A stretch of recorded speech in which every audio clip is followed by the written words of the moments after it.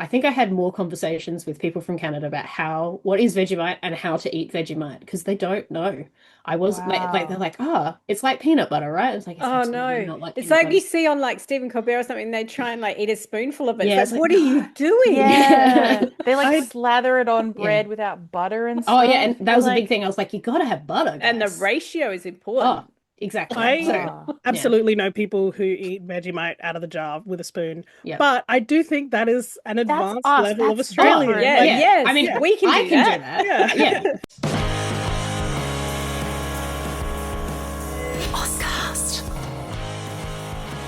Amy and is a podcast that explores all kinds of bookish things, and that can include some pretty adult content. So please be aware that some of this content will be not safe for work or for young ears, and be careful who's listening when you are.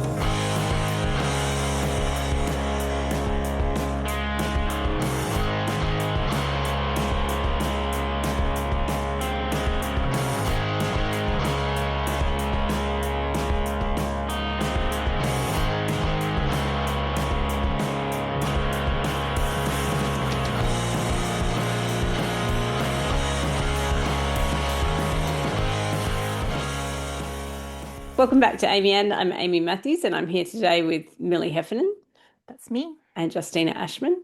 Hi. And we're on beautiful Ghana land today. It's the middle of winter, but it's a sunny, lovely day. And we would like to pay our respects to Ghana elders past and present, and to extend those respects to any First Nations people listening to us today. And today we're continuing Zine Month, and we're really, really lucky to be talking to someone who is like beloved in Adelaide and has been a practicing artist, workshop runner, writer, has worked at Greenlight Comics and is kind of known all throughout Adelaide. And that's Georgina Chadderton, who also writes as George Rex and George Rex Comics. Most people, I think, in the zine and comic book scene in Adelaide have heard of Gina because they also run Paper Cuts Festival. I always get this wrong, so I'm going to read it. Xena Warrior Print Fest, which I always want to say Xena Warrior Festival.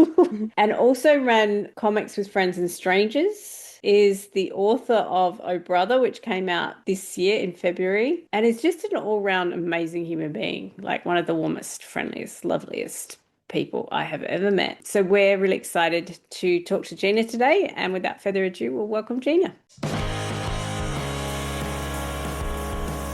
All right, well, I'm just going to dive in and say welcome, Gina. It's so lovely to have you here. I have such a warm soft spot for you because I spent years sitting in a room while my youngest kid went to your Inky Fingers workshops. And so I got to watch you work for years. And that community, that room is at Greenlight Comics, just that room full of kids was just so inspiring. Like you watch, it's kind of what we're talking about this month, zines, of just seeing these tables of kids making stuff every week and so kind of open and into it and energetic. So I have loved you ever since.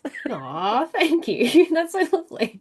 I'm like, oh, I don't know how to respond. So many nice things right off the bat. But you are like so impressive and busy. And what I love is that you've kind of never lost. You may end up being one of the most successful writers and comic artists I know eventually, because I feel like your level of productivity, originality, and everything is amazing, and you're conquering the world at the moment with Oh Brother, but you still are so engaged with like the local scene and zines, and you still work at Greenlight, do you? I don't work at Not Greenlight anymore. anymore, but my partner, who is also a community, like comics community person, took over my job at Greenlight, So which you're is still like connected. doing the local zine stuff. And I go in pretty much every week. I'm like, "Ooh, what's in now?" And I'm always telling all of the kids that when I'm running workshops, like, oh, you've made a comic, great, go to Greenlight Comics. They'll put it on the shelf, and if not, I know who I know who to I know who who it to comes to talk press. Yeah, to. If not, you come to me. yeah.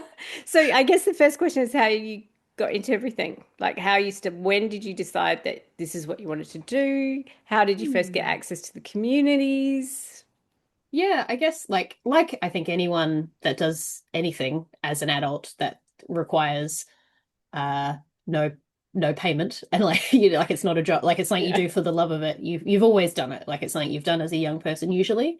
So I've always been drawing and writing stories, and for me being mildly dyslexic, I think pictures were just a natural way to help me write the stories I wanted to tell. And I love words, but sometimes struggle with them. So definitely pictures helped like get expressions and emotions across that I didn't have the right words for. And also like late diagnosed autistic as well. So like I think in hindsight, a lot of those things were like, oh, cool, this is me processing the world in the way that makes sense. So it's kind of just like, it feels like if I couldn't tell stories right and make in the comics format, like I don't know what, I just can't imagine not doing that. Like it's just something I've always done and been very excited about, because it feels like it's a way for me to connect with the world and other people.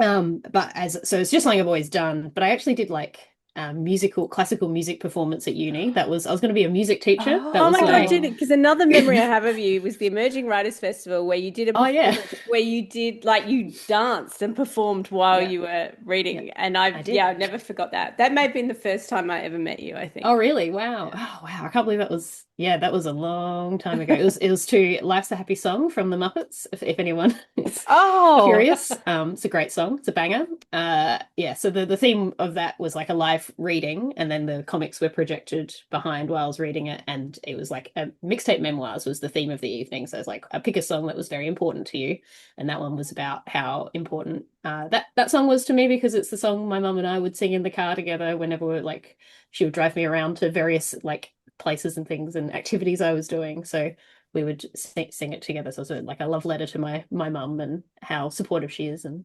helping me continue to be a human being in the world.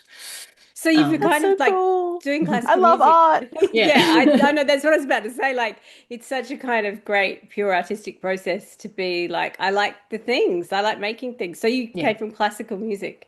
Yeah, technically. So I went to Brighton High School, which has a special music program, but only because it was my local high school. But because of that, I sort of fell into percussion, which was the instrument I played, and marimba specifically, which is like a big xylophone for anyone who's not au fait with the percussive instruments. So that's like you can have 4 mallets, 2 in each hand, and so that's very much where I'm an anxious, very anxious introvert. However, I have got this sort of performance element, like you kind of switch it on, and I guess again possibly a little bit of practicing masking for all of my life. It's that thing where you can switch it on. But yeah, so that I think those kind of art things were really important. And in fact, my drum teacher at high school is the one that got me into comics, sort of like in the second part. So in primary school, had access to Tintin and Asterix and Calvin and Hobbes. That was pretty much it. But then in high school, my drum teacher like started lending me like his single issue collection, all in their plastic bags, and I was like, I was getting very nervous I was going to do something wrong and unmint condition them. But like, Johnny the Homicidal Maniac, which is Jhonen Vasquez, who did Invader Zim, that was his sort of early comics, and then Too Much Coffee Man and Milk and Cheese, which are all these sort of like alt indie sort of 90s comics that he had grown up with and like lent to me to like then get inspired. And then I made comics of the music teachers, and because I was really cool, I had lots of cool friends. And I still have those. I did like 40 of them, and it was like them going on various adventures and like falling in love with each other. Like these are real people that I showed to the teachers. I don't know how I got through school without being I wasn't bullied that much, fortunately, so I don't know how. I would have loved that as a teacher. That would have just been, I would be like, oh, this kid's amazing, I love this. So that's sort of music, even though music's obviously seems quite different from what you would think of as storytelling and comics and zines and making. It was really, being part of the music center was really inspiring for me to be able to keep processing the world that way through music and comics at the same time, and they're sort of interchangeable for sure. They're both quite kinetic too, aren't they? Like I always think of drawing as quite a kinetic thing, but writing often feels very stuck in your head. Yeah. Whereas I feel like I watch my youngest work, and even when we make zines, it feels much more embodied as a practice. Oh, definitely. Like I think and there's like I've now my next era is the craft era, which my mum's always been a crafter, but because of that I've been like drawing up the plans for her. It's like, Mum, please make all of these things for me. And now I'm like, no, I need to actually learn these skills as well. So I've like started doing applique, like trying to adjust clothes, cropping clothes, which has been a nice yeah. But again, it's that same, like you said, it's kinetic. It's using your hands and like puzzle solving as well. I think a lot of this is puzzle solving, which I think is similar with the writing. Like you have this thing, but how can you fit it together to make it the best thing that it can be? Yeah. I feel like a lot of zine making, I don't know, to me, zine making is something that does bring in together all these different disciplines of creativity and like tries to break down some of the, I guess, artificial barriers between like how we communicate and tell stories and share ideas. So I was wondering if you remember the first like zine you ever made, or the first time you ever heard about zines. Well, the first zine I ever made is technically, I've got it right here, but it's when I was a kid. Hang on. It's called Booklook. I still have it, and it's for the audio listeners, it's a tiny sort of like 5 by 5 centimeter made out of old, I think my mum and dad's old like wedding invitation bits and pieces, like crafty bits. Again, my mum would always like has all of the things that we had.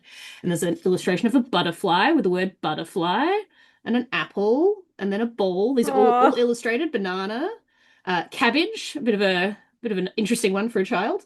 Carrot, pear, tree. Okay, we're getting some good stuff there. Orange, and then trampoline. That to me is like the twist.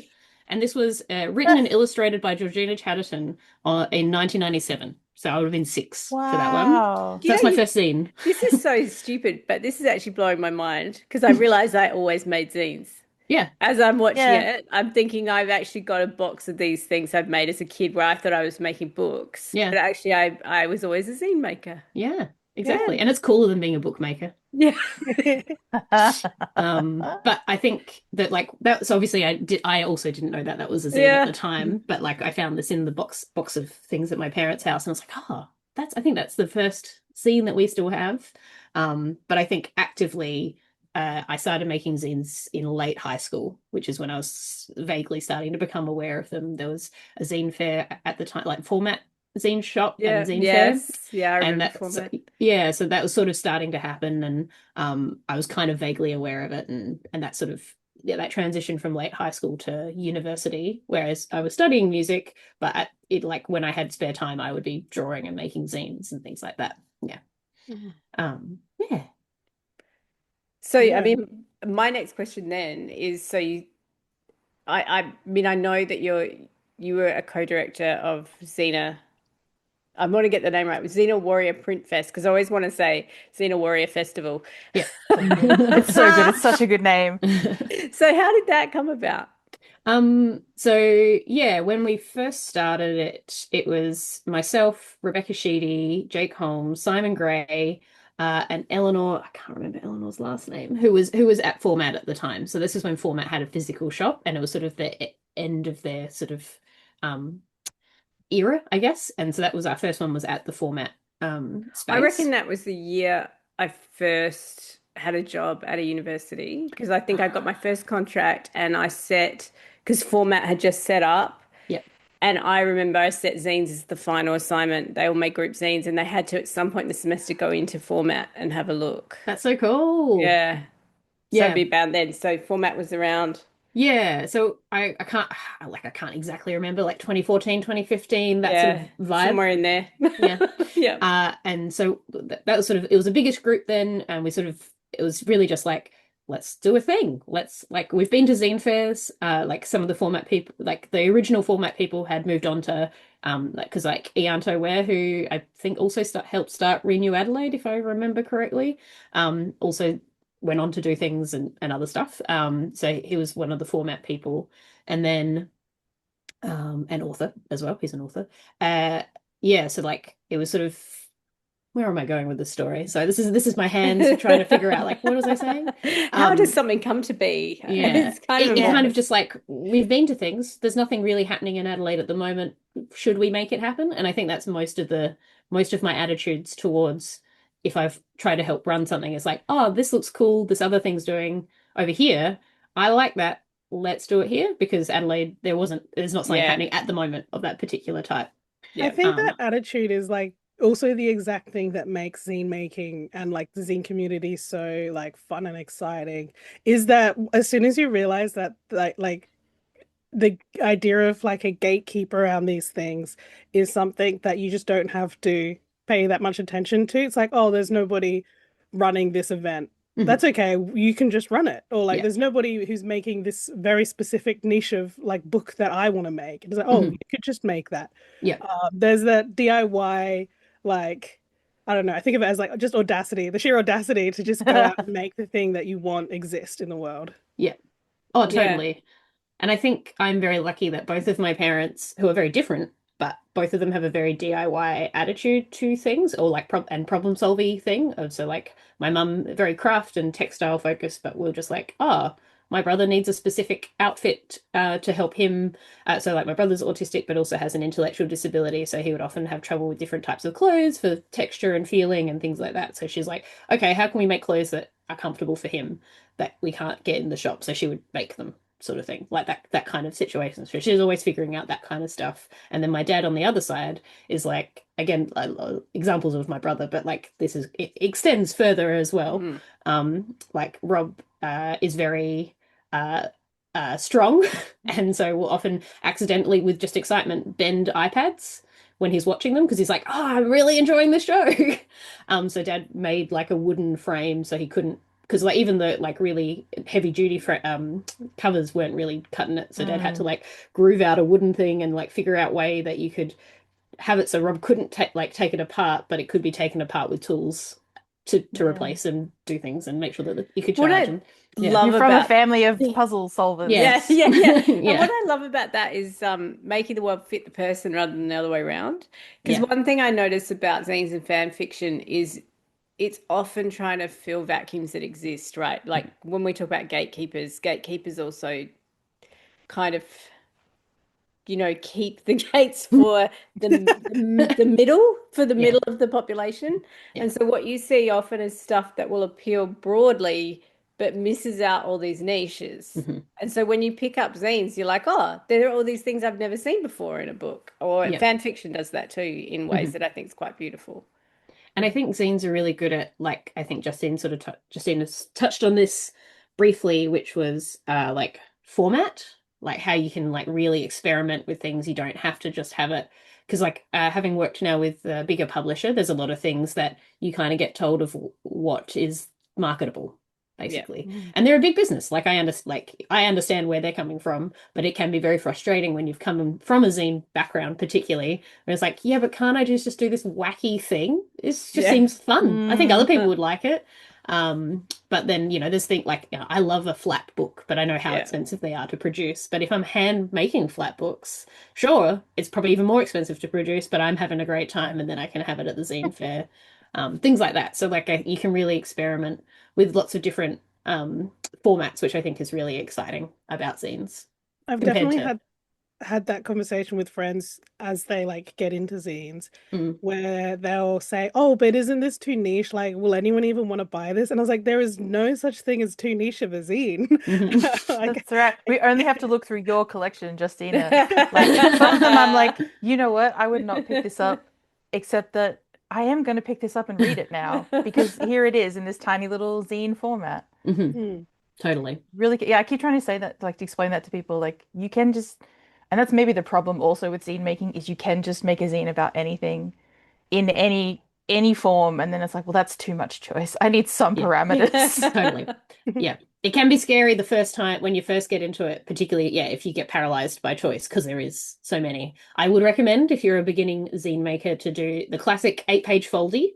It's a good one to start with, because then that's format ready to go. You can open it up and there's a poster inside. It says a little bit of fun. It's a little bit different. Whoa, that's already a little too. Whoa, hold on. But no, you're so right. Starting with the 8 folders, that was good. That was like, okay, great. I've got one format to start with, and I got to fill 8 little pages. Let's go. You can do it. Easy. And a title page and an ending page. That's already so it's really only 6. Done. So it's really 6. 6 and then you've got your inside cover and inside back. Oh, inside. That's true. Which really leaves you 4. You're done. And then you, by that time, you're like, actually, I've got heaps more to say. I'll open it up and make the poster. That's fine. That was the problem with the first one. I was like, oh wait, I'm at the end. Oh no, I You'll didn't just have to plan make this another out. one. You'll have to make another one. Have a little Part series. 2. Yeah. Yep, exactly. Um, what you were saying earlier though does lead me into asking about what that journey was like going from zines to I guess like a traditional publishing format. Like, was it useful having made things yourself and having an understanding of how things get made, or was it more of that like, oh well, if it was just me making this I could just do that, or like Yeah, so I think I'm kind of in this in between. Yes, I personally am glad that I came from making small things and not figuring out how things work, because I that's what tickles my brain. Squidgy bits. I don't. That's a terrible description. Yep. Sorry. That's the technical Yeah. term. Thank you. Like I like to know how things are made and like the process behind things. And I know there's certain things that I also can't understand as well. So like I find formatting things, so like the page formats, not as in like what I'm making on the page, but how that fits in with a book. Like if you're going to be doing it for print, like how making sure that the bleeds are there, anything with numbers, basically. The moment there's numbers involved, and my brain's like, no, I just want to make it. Yeah. And so if it's not physical and I have to like do some mental math, that's when I struggle. And again, I'm very lucky that my partner Owen, who's a comics maker himself, but day job is like document editor, proofreader. So he covers all of the bases that I can't do, which is spelling and maths. So and so that's very handy to have someone who can kind of break it down and explain it for me, or help me when I struggle with those elements. And it also helped when interacting with the publisher, because I think the publisher doesn't expect you to necessarily know those things. They have designers that can help you with those steps. But I think the fact that I had Owen to actually help me with the setup of the pages to make sure that when it gets to the print run element, that it was ready to go and the designer didn't have to do much editing, and that sort of sped that up a little bit, and gave me like I had a bit more control over that stage. Because yeah, it definitely sometimes feels like you have to give over a little bit of, well, quite a lot of control of certain things, like particularly like cover design was a big one for me. And like the covers, I'm happy with the cover, it's fine, but it's not at all what I had originally thought they it might never be. Yeah, how they does never that work are they it's they never are, because with a novel cover, obviously somebody is designing that and drawing or whatever, putting something together. But your cover is drawn by you, I would assume. Yeah. How did that work then? So I'm sure it's different for everyone. Like that, often what you'll do, I believe, from reading behind the scenes things and stuff, is like basically you'll send some draft covers. You will probably work with the designer who is going to be formatting it to make sure that it fits for print and all that sort of thing. But then for me, so that was fine. Like working with my designer was great. She's also a comics maker, like, so she kind of understood where I was coming from, but she also had like, she knows what the publisher is probably more likely to want, as opposed to what I want, which is the busiest cover in the world. And they're like, we don't want that. I'm like, but I love this. Thumbnail, Gina, thumbnail this. I know. I just want all of the things on there. And like, I love little Easter eggs. Like I love like showing little, I wanted to have lots of little pictures and images that were in the book, so that were all labeled. So once you had read the book, you're like, oh, I can see all these things that are relating to the story now. I get it. But I'm just sad that, a little bit sad.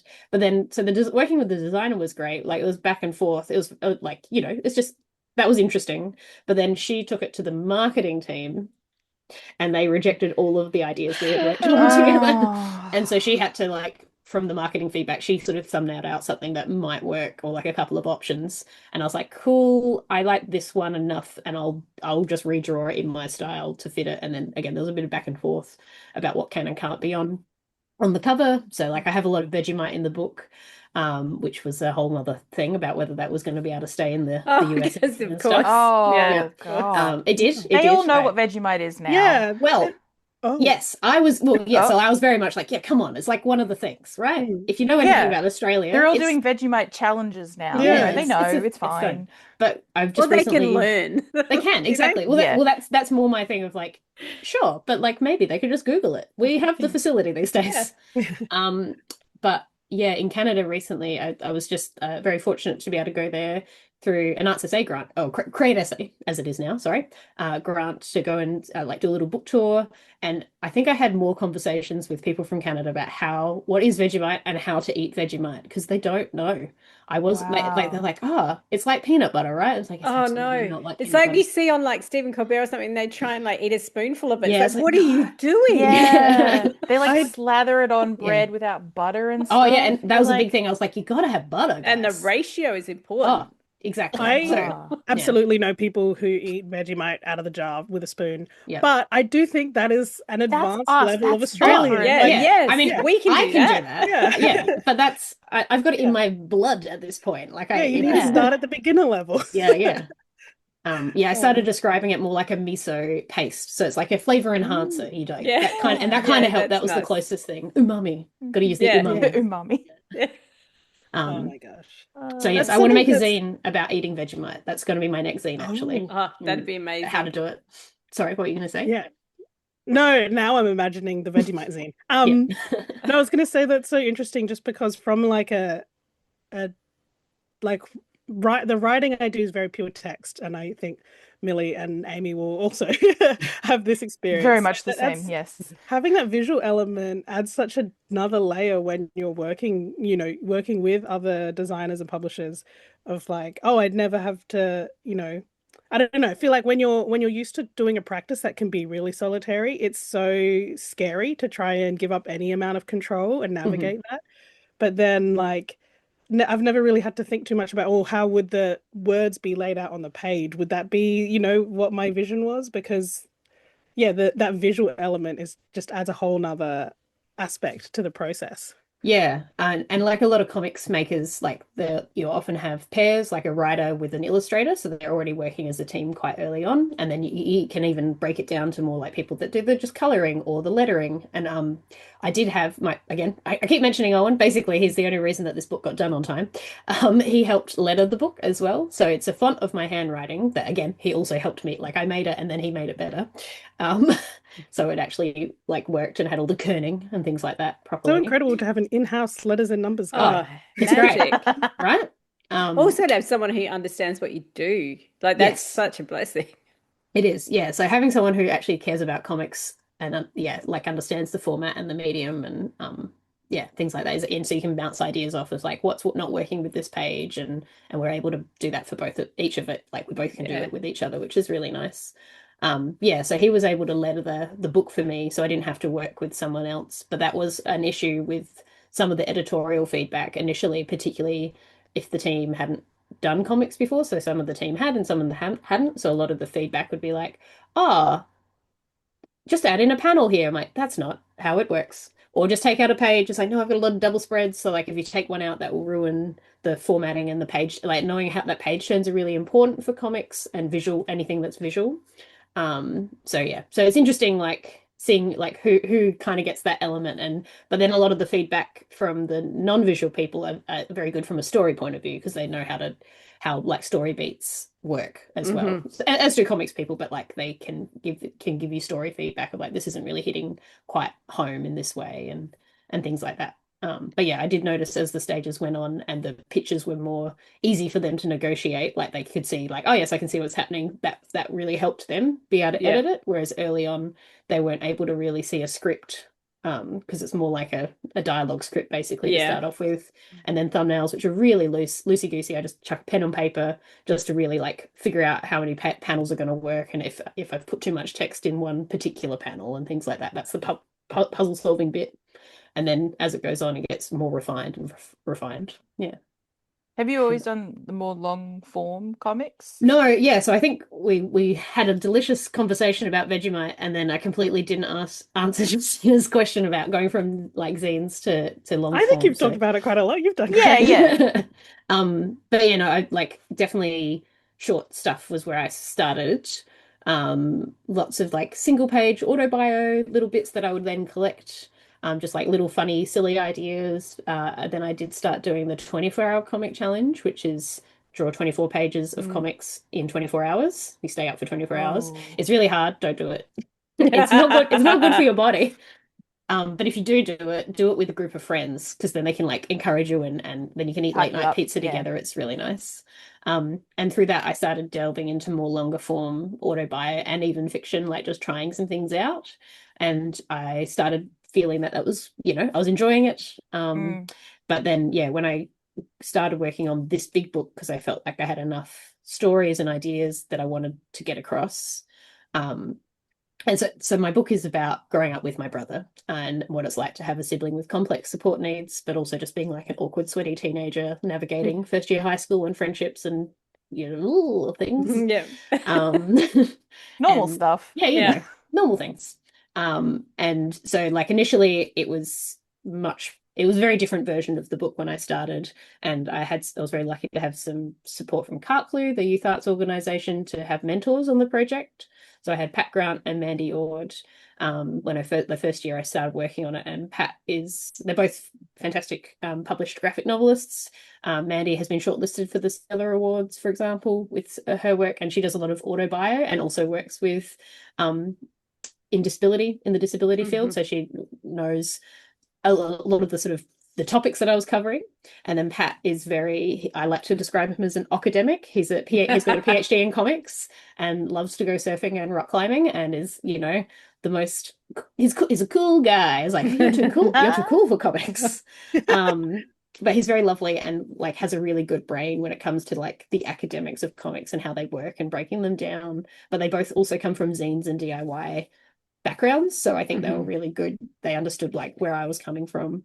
And Pat was like, his first feedback was like, the first 30 pages of this graphic novel is like you're writing a mini comic, and then you figured out that you actually have like 200 pages, so you can space things out. You're not having to cram all the information in, because that's sort of the biggest difference, is when you have less pages, you have to try and cram as much in as possible. But when you've got a graphic novel, you can spread things out and you can let that pacing really be a bit more flowy and get into it a bit more, which is really nice. And that's the thing I like about long form, is that you can take that time to have the space to let moments land a lot more, where a short form, it feels often like, it depends on what story you're telling, I'm sure, but for me, as you can probably tell, once I start talking, I cannot stop. And my comics are like that as well. I'm like, I got to get everything very clear so everyone totally understands what I'm saying and there's no miscommunication.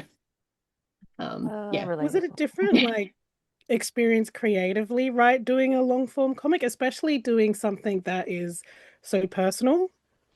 Yeah, like initially when I started getting into it, everyone's like, wow, I can't believe you're doing such a personal story. And I'm like, yeah, it doesn't sound like, I just talk about this all the time, it's fine. And then like as I went on, I was like, oh, I guess this is pretty personal. And I did have a few, because it took me 10 years in total to get the book done. So it was about 6 years. Like I wasn't just doing this, I was doing other things at the same time, like running workshops and comics festivals and making other mini comics and bits and pieces in between.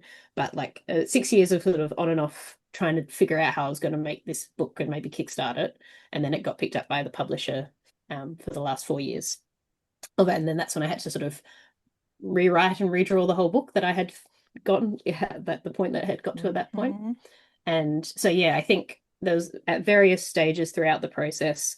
Like initially, I think I was treating it like a mini comic, which is like, I can make a dot point list and cover some things and I'll just like write it and see how it goes. And then that's fine. And don't really edit it that much. And then as it went along, I was like, oh no, I need to edit this. Like I need to figure out how I want this to flow, because it is such a long, you want to make sure that the reader's enjoying this process for, the 200 pages, not just, it was more, initially it was like little vignettes that were sort of collected together, non-chronological. And now the book is, once it got picked up by the publisher for a variety of reasons, but mostly like initially it was mostly like marketing reasons, but now I think it has turned into a better book for this type of book. Like I still love the original version, but that is a different type of book.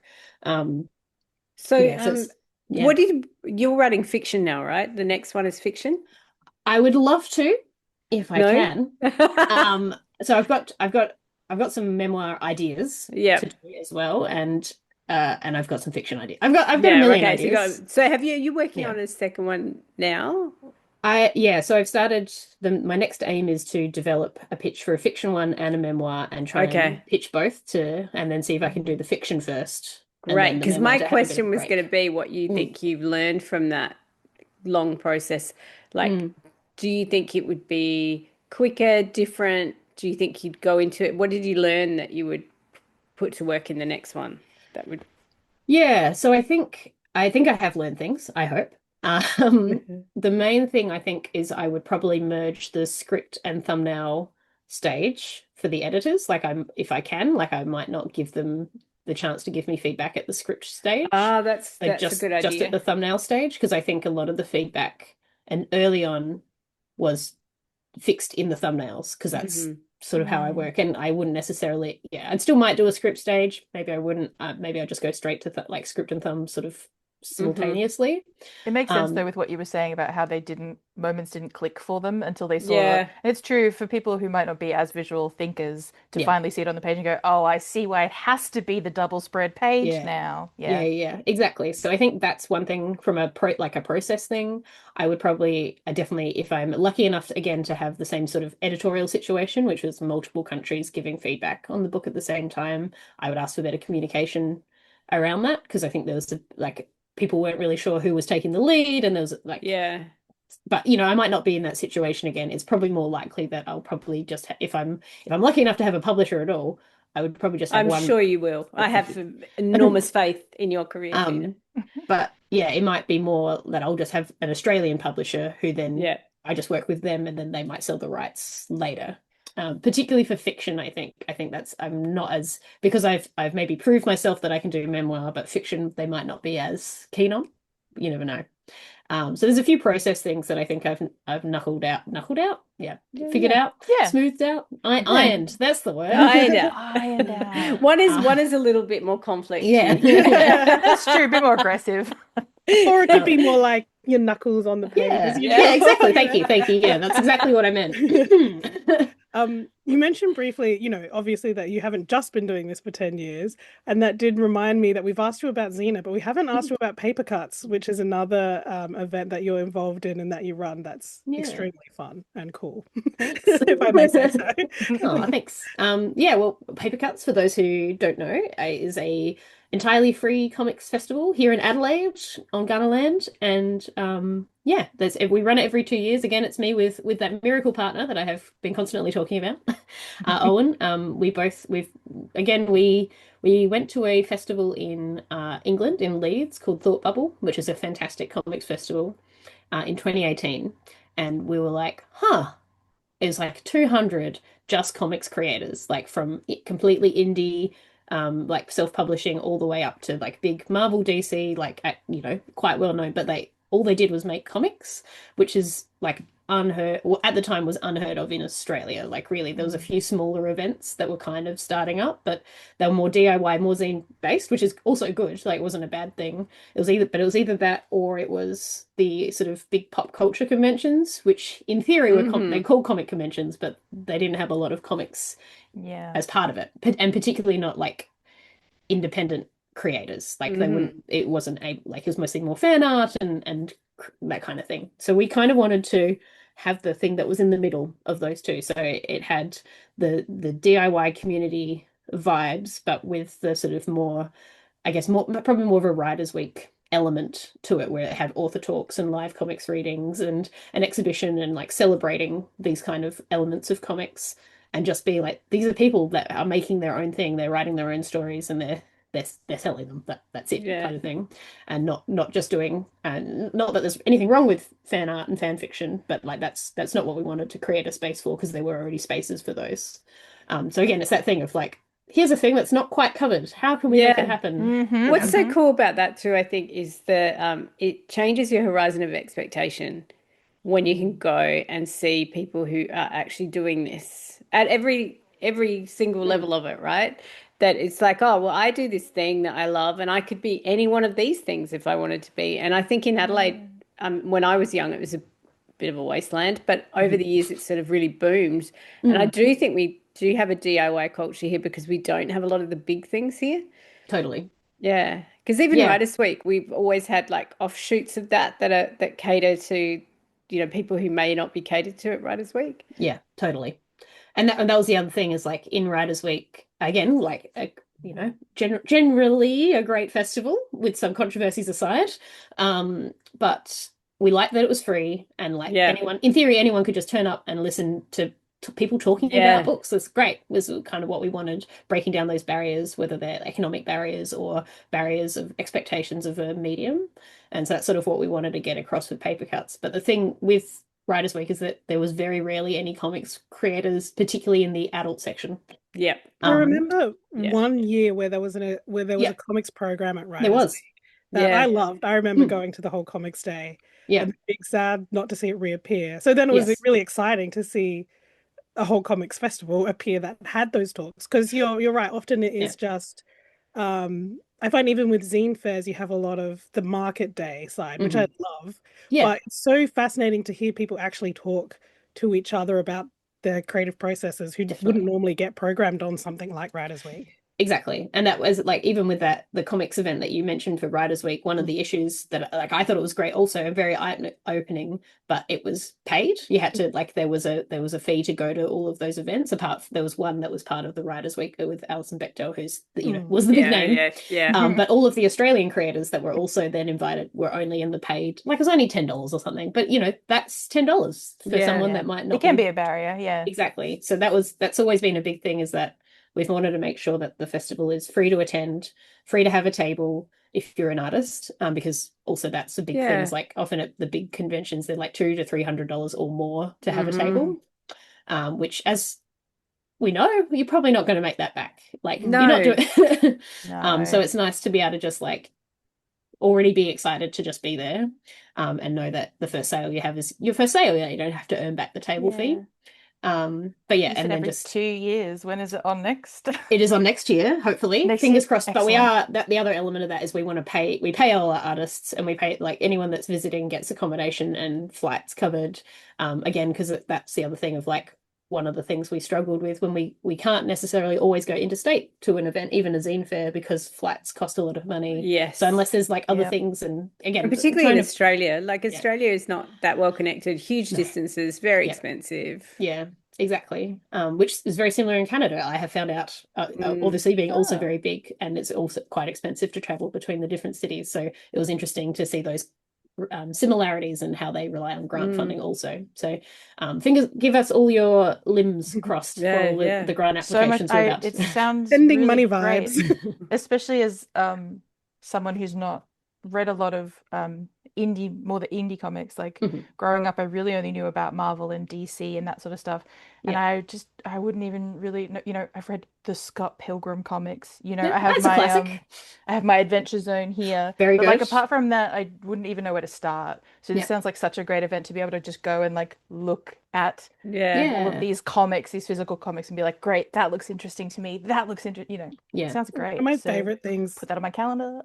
One of my favorite things about things like Paper Cuts and zine fairs is actually getting to talk to all the stallholders about their art. Like it's so much fun, and everyone's always so excited to talk about the thing they've made. And I do think it is interesting because as someone who, I really like zines. I also travel interstate and do zine fairs interstate, but I've never really made zines with the intention to even break even, because I just enjoy the community of it and the sharing. Totally.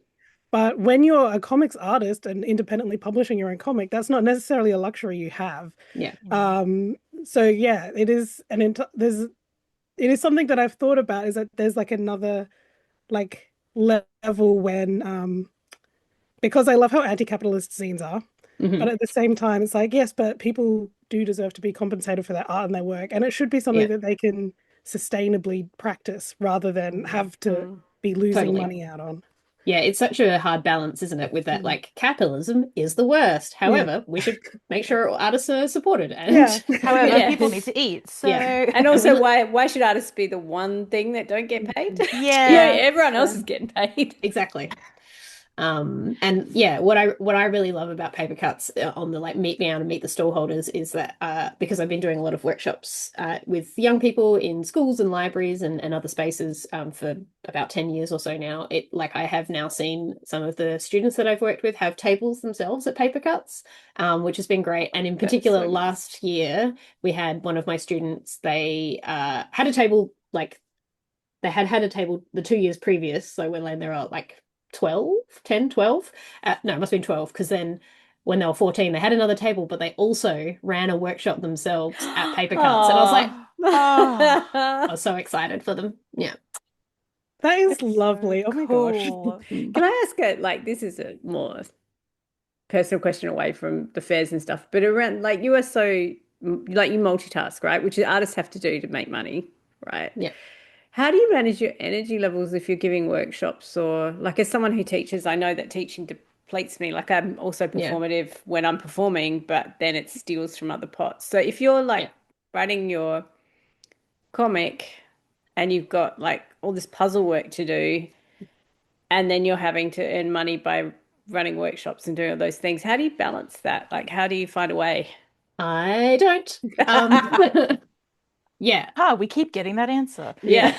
I mean, like, obviously I do, because I still exist and I am here as a human being. But it is hard. It is really hard, and it's taken a lot of years of like trial and error and figuring out what works for me and what doesn't, and then being frustrated that that also changes. Like, you can't like get it and then like, great, I figured out the problem. Like, oh no, everything has changed because now I'm older and my body is falling apart.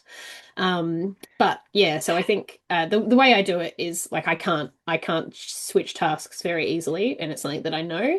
So I've tried really hard to be like, Mondays is my admin day, and like I don't book workshops that day. It's just like setting up the week, figuring out what I need to do, like just trying to get ahead of some of those things. And then I only book workshops on certain days, like knowing, even if like I might not always have a workshop on Wednesday or Thursday, but they're my workshop days, for example. Has really helped of having that. For me, that works for my sort of brain. And then knowing that if I want to work on the comic, I can't do workshops, but at like, so like I need to book out a month or so to like get into it, because it takes me a while to get into it. I work better in the morning. So if I've been putting the task off, I have to do it first when I like, I've showered, I'm ready to go. And like, that's the first thing I have to do. Because if I sit down and write an email, I'm just writing emails for the rest of the day, because I can't get out of that task. I understand that one. So those kind of things I've learned. And then grant funding is the one that has helped to be able to like, because workshops, I love running workshops, but like you said, they're just like complete energy drains, because you're particularly because I work with a lot of young people who have a lot of energy and like behavior managing and figuring out those kind of things as well. So yeah, that I love it, but it really does take it. And I know that if I have that on a day now, I can't really do anything else. And like I just have to sit on the couch and do my little crochet or watch my Star Trek to like relax and calm down. So I've got sort of the methods, but I don't always listen to my body. And we were talking about that off pod, Millie and I, right before, about that lesson that you have to keep being retaught about listening to your body, and about I always say stopping. You have to rest or your body will make you. Yes. And I think I'm getting better at not getting to the point where my body just gives up. I'm not. I need to learn. I'm getting better. To learn. Yeah.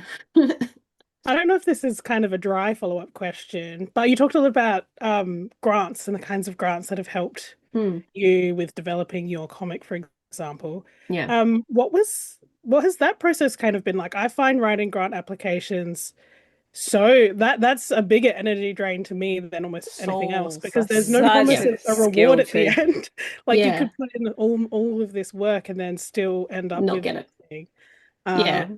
But it's so often one of the only ways to make like a creative arts practice sustainable. I definitely have a mixed feelings about grants, in the sense of like they are a great way. I encourage people to apply for grants if they can, because if you don't apply, you definitely can't win it. And same with like applying for anthologies or any like opportunities like that, like to be a magazine, like literary magazines or things like that, because that's how I got a lot of my early publication, was just like sending in a comic. Maybe it's going to be terrible, who knows, but then often they will get accepted, or and that sort of helped develop my skills for those kind of things. But it is very, as you said, it's very tiring, and you might not be accepted, so and you might not get it. So like for the Canada trip that I just did, I applied for 4 grants and I got 1, for example. So but I was able to reuse a lot of the grant writing elements for each of, like, once you've written 1 grant, you can kind of reuse it and format it for the other, however they need you to format it. I often would get feedback when I first started, particularly I'd get feedback from people that had written grants before or had been on grant writing panels. Like you say, hey, can I buy you a coffee Yeah. and ask for your time? I'll buy you cakes and coffee as much as I can. And can you just give me some feedback on what to expect or what they like to Because see? they are another puzzle, right? Like I've Yeah. always found them very draining and exhausting, and the language is very Yeah. specific. Oh. And so yeah, it's like you have to kind of approach it as a whole other job, really. Yeah. Totally. I had a friend who submitted essentially the same grant application but tweaked to do two different grants, Mm, and one of them it was a rejection, and mm, the feedback was very like, I think this one was like the big boy Australia Arts yeah. Council funding, Hmm. and the feedback was that it was in sort of the lower percentage of grant applications they'd Yeah. received, and the other one Hmm. they got, and the feedback was like, this is the best grant application we've seen. Totally. And I was like, it can be so different based on Oh. which funding body it is. Yeah, and I'd recommend checking, like most funding bodies will have like contact us before you apply for the grant. Like, like let us know, they'll tell you what they want to hear generally. Because they like, like most of the people that work in those sections are kind of nice and they want you to have the money, but Yeah. they're just having to work within the system, which kind of sucks. And they do have some flexibility. I had a friend who got nominated for an award in the US, and there was no grant round at the time. And she reached out and she was like, "Oh my God, I can't afford to go. My book's in." And they did find some money. They were like, "Put in this application. We have an emergency fund." And it's like, so it is worth contacting them, and just because they are Totally. humans at the other Yes. end. Yeah, exactly. Yeah. Yeah, But it surely is- you wouldn't work in that system if you didn't want to give money to people doing Yeah. arts. You would think. Yes. Yeah, I think so. but it is Sorry. a job. Like applying for grants is another It is. job. Oh, Just because I feel like, I mean, we're sort of giving advice now. I also think people shouldn't overlook local council grants, because Yeah. Totally. my Yeah. brother's a filmmaker and he's gotten local council grant Yep. funding to go to like interstate and film festivals and things. Yeah. Yeah, there's lots of different, like there's not just the arts grant bodies, there's also other kind of bodies that you can reach out, like smaller bodies that have specific things. So like being able to like sign up to all the different newsletters to see like which grants are coming out, things like that. So yeah, for paper cuts, we get local government, we get state government and federal government funding. That's the only way we can run the festival now because of all the things that we need to be able to pay for, and keep it free as well. So yeah, so it's, as you said, like local council is a really good way to investigate, because they want to support the local arts and creators in their suburbs. Yeah. Cool. I think we're just about out of time, but that's crazy, really? I know we are. I wanted to ask you, although we started a little bit late, so we could probably go a little bit longer if you've got the energy. Sure. I wanted to ask about, what you're working on next. When you said that it's fiction and autobio, like, have you written much fiction? And like, how are you approaching fiction? Yeah, so I haven't done as much fiction as autobio, because every time I'm like, I have all these fiction ideas, and then when I start writing, I'm like, oh no, I've written another autobio. Ah! I don't think you can kind of get away from yourself ever as a writer. But the next one I want to make is a Tamagotchi murder mystery, which I'm very excited about. Oh my God. That's so cool. I got full body shivers. So it would hopefully be a series. The idea is that there's two characters, Tina and Tori, and I think the working title is like Tina and Tori and the Mystery of the Mini Mega Murders. Mini Mega is like my in-world Tamagotchi name. So they're all like Australian megafauna, which is why they're called Mini Megas. I already love this. Oh my God. And yeah, so one of the things this is one of the reasons why I don't think it would necessarily get picked up, is like I really want to go ham on the Australianisms. I really want it to feel like round the twist kind of era. Like everyone's like calling everyone a flaming galah and all that kind of nonsense. Like not to super extent, but I just want it to I don't want to have to change a lot of those things that I find very charming about Australian books. Like one of my favorite books, which I'd never read as a kid but loved as an adult, was 45 and 47 Stella Street by Elizabeth Honey. Oh my goodness. I'm writing this down. So good.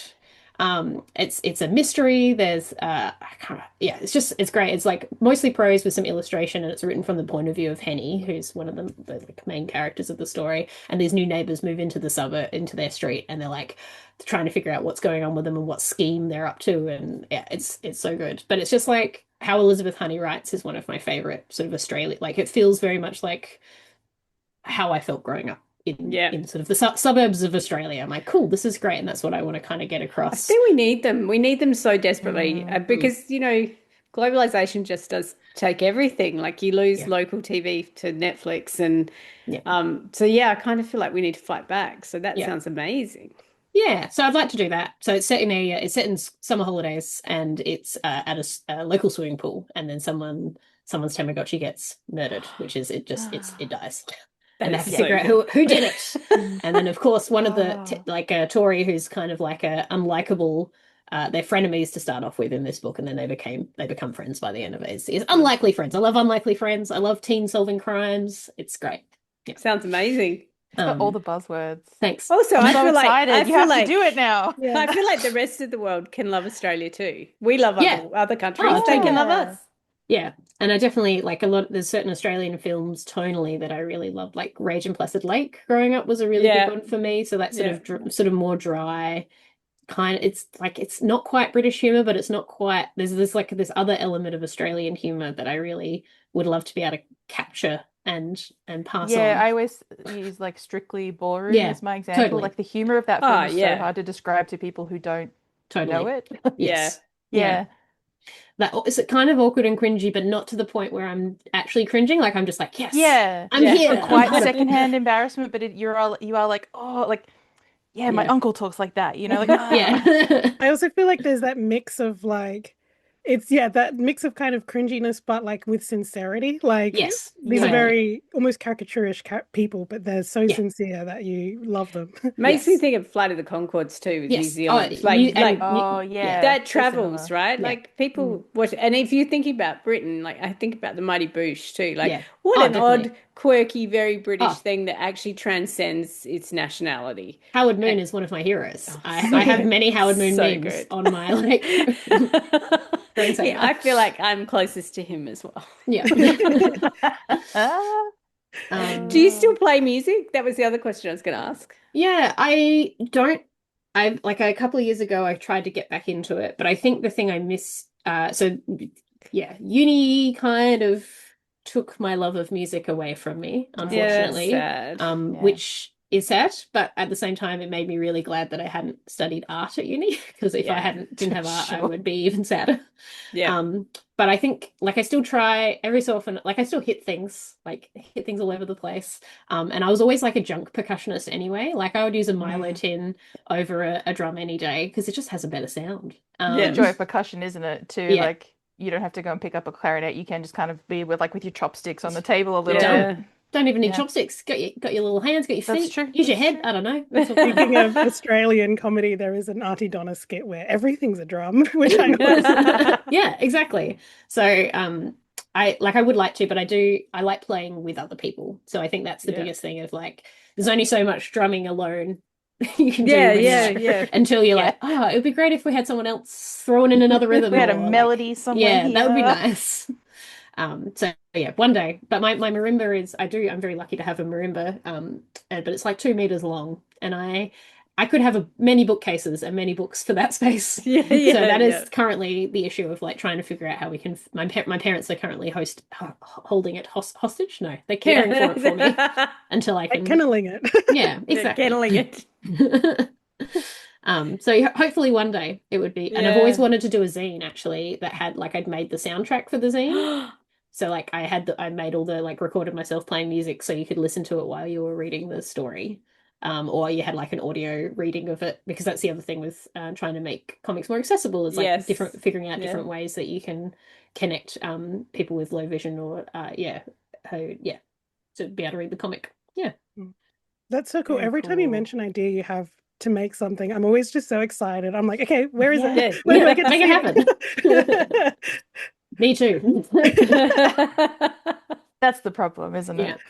You do have to make the thing. You have some workshops coming up. By the time this episode comes out, a couple of them may have happened. But there was one when you were talking earlier, Millie, about the form.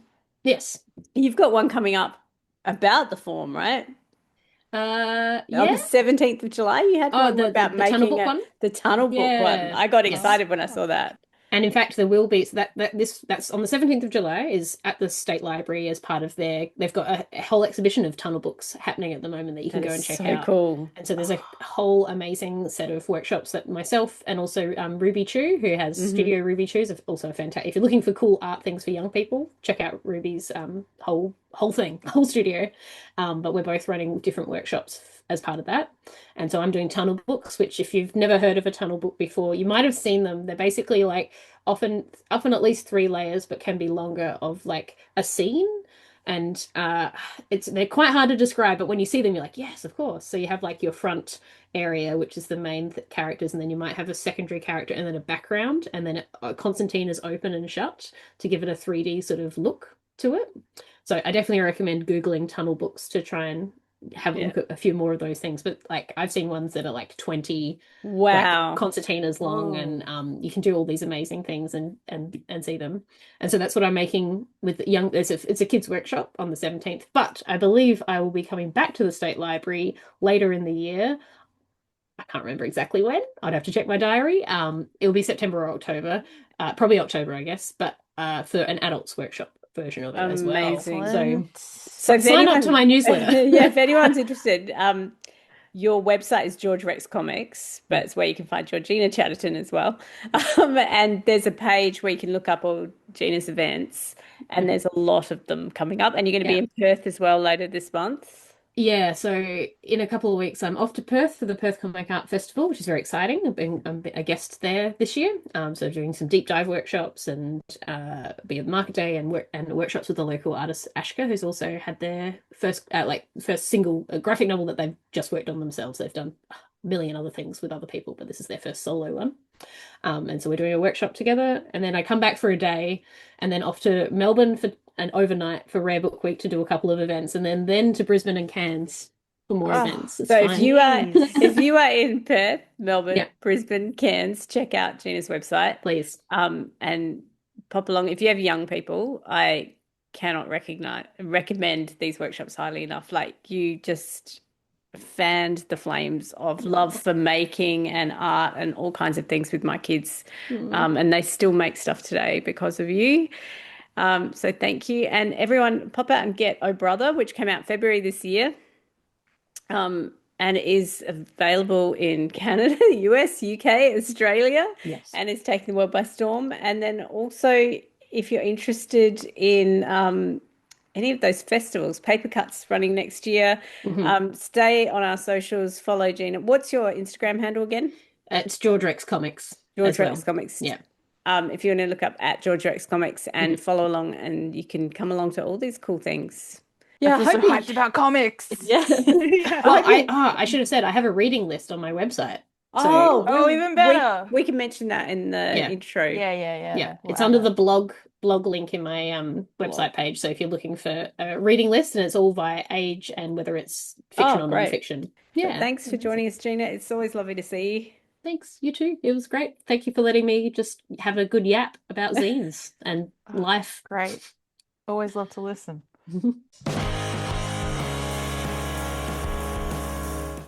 I just listen to everything they do, and I'm like, wow. I mean, wow. I know I'm busy, but I get tired listening to Gina. I'm like, do you know, I think it's the added levels of doing the artwork as well as the words, oddly. Yeah. But also just, running so many things, but then all the things that come underneath running so many different things. Yes, the admin and the grants and also Gina's just like the most open, generous person. Like, if they're in front of you or they're running a workshop, they're like 110%. Yeah. Like, you don't get like 75% Gina ever. Yeah, I'm so amazed at how much like community organizing we do, and then to have a personal creative practice on top of that. I'm like, as well, yeah. I know. It's obviously very important to them. Yeah. How much, those of you watching, how much do you love their room? I just want to lie on that couch. I was staring at the outline pen at the back. And to realise that pile next to them was a to read list. There's a to read pile. That's so funny. Yeah. Oh my gosh. Oh, anyway, thank you for joining us, everyone. You can tell by our slightly stunned silence that we really enjoyed that. So many things to think about. I really want to go read some comics now. Yeah. I know. Yeah. My ex-husband is a mad comic collector, and so when I met him when I was 19, got into comics in the 90s when everything was indie, and even like the big companies like Marvel had more indie imprints. And so I used to get all the one shots. I haven't really done it since we broke up. It was like very connected to him, but I do love the comic book as a form. I think it's an incredible art form. I was not a big superhero guy growing up. I say this, but I mean I enjoyed like the cartoons on like Cheese TV. But I was never interested in reading superhero comics. It was indie comics that made me see how cool comics could be, honestly. Yeah. And there was a lot Money was just the barrier for me. Oh my God, yes. Cost so much money, which is why like comic books, not like comic series, but like actual books, like graphic novels, really appeal to me because you're really getting bang for your buck. Yeah. And I can read the whole story. I feel like in the 90s instead of having to only pick up some issues. Yeah, you saw the arrival of those graphic novels in the 90s a little bit too, and also this kind of diversity of authorship. Suddenly there were a lot of queer stories and non-white backgrounds and stuff, which was really cool to see stuff. Yeah. Anyway, we should definitely do a comic month, I think. I think that's on my radar now. Thanks for joining us. Now, we've had a really busy month. Next week, we're going to be making our own zines. We've been making our own zines all month, so we get to unveil them next week, guys. Our Zine Club book club. Yeah, Zine Club book club. So if you're still making your zines, get on it. You can be like, you could do the 8-fold thing, or you can just do one page if you have to. Anything counts. Anything can be a zine. We said this. So we'll see you guys next week, where we'll be revealing what we made this month and having fun times for Zine Month. But thanks for joining me, Millie. Thanks for joining me, Justina. Bye. Bye. Bye.